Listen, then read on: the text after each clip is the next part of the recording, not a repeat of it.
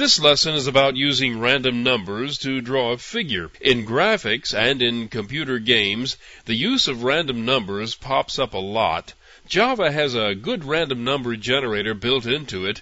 You can give it a seed value and have it produce the same set of numbers in the same order, or you can just call it without a seed, and if you do, it will start with a random seed and go from there. By default, it won't pick the same set of numbers again.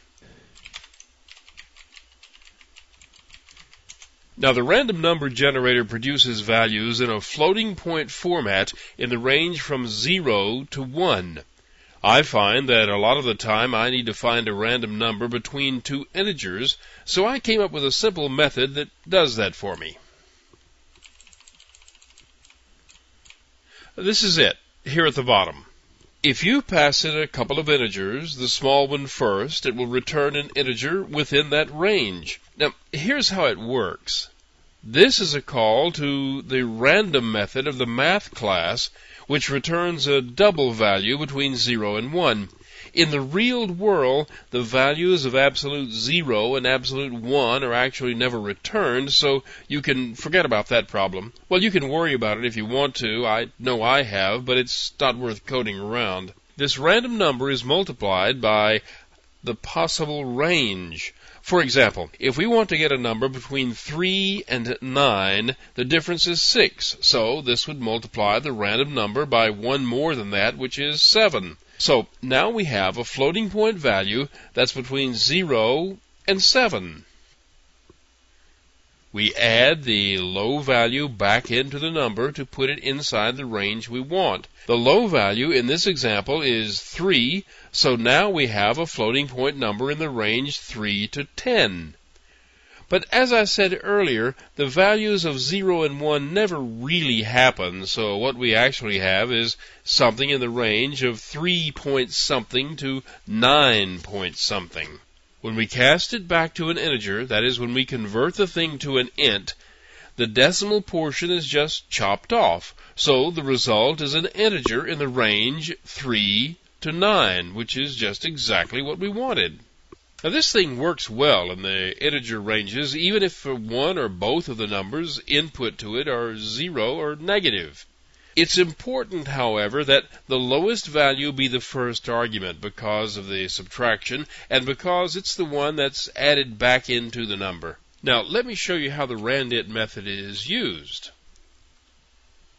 This loop draws 100 figures. As you'll see, the type of the figure and its color is chosen at random. The loop starts off by selecting a color.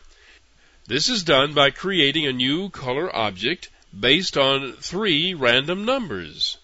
Each of the 3 numbers that define the color is in the range 0 to 255, so randint is called 3 times to generate 3 random numbers in that range.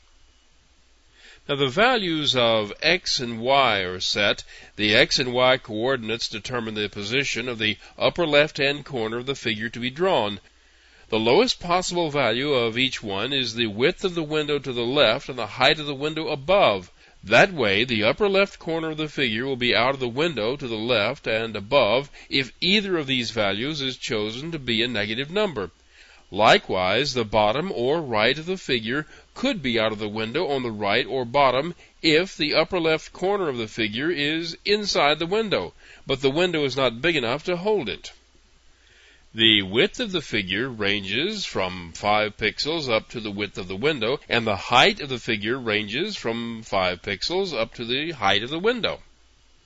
Here in the switch statement, which ranges from 0 to 4, a shape is picked at random. Here, if the selection value is 0, the outline of a rectangle is drawn in the size and color that has been pre-selected. If the value is 1, a rectangular area is filled. The values of 3 and 4 will draw and fill oval shapes. This whole loop repeats 100 times and fills the window with rectangles and ovals of various colors. Here's the result.